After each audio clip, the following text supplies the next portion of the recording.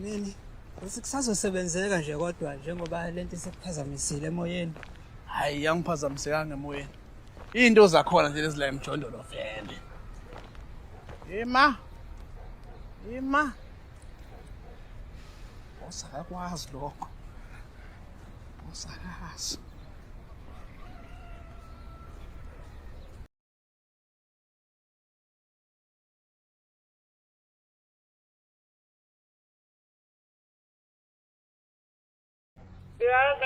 Hey boss, yazi umuntu sebenenkinga la.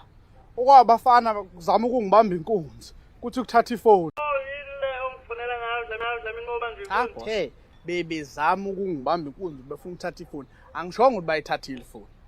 Oh, hayi kungcono ke. Yeah, hey wena boss yazi. Angazi yazi sengivele ngahlubuka nasemoyeni nje. Angazi noma ngisazokwazi ukusebenza senginana le trauma. Hey. Dlamini mawukuthi awuzensebenze namhlanje kodwa ukuthi uye emaphoyiseni ufike ugazi. Kusasa ufike la ne-case number ne-affidavit. Damn it.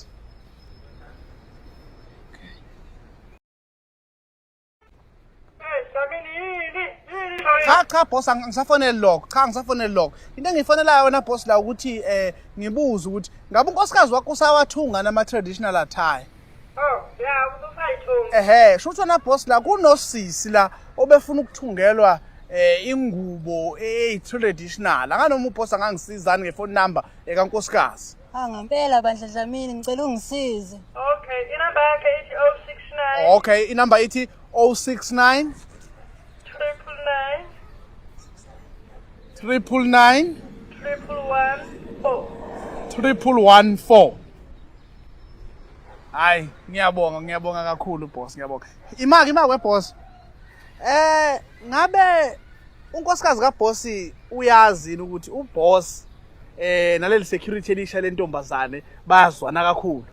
Bayazi Dlamini izinto sudlula kuzona namhlanje ziningi kakhulu. Ngakho bengiqasa Dlamini ahlale ekhaya namhlanje nakusasa athi nje ukuyinika. Awu ngempela boss. Awu ngiyabonga boss. Awu ngiyabonga uzwelo.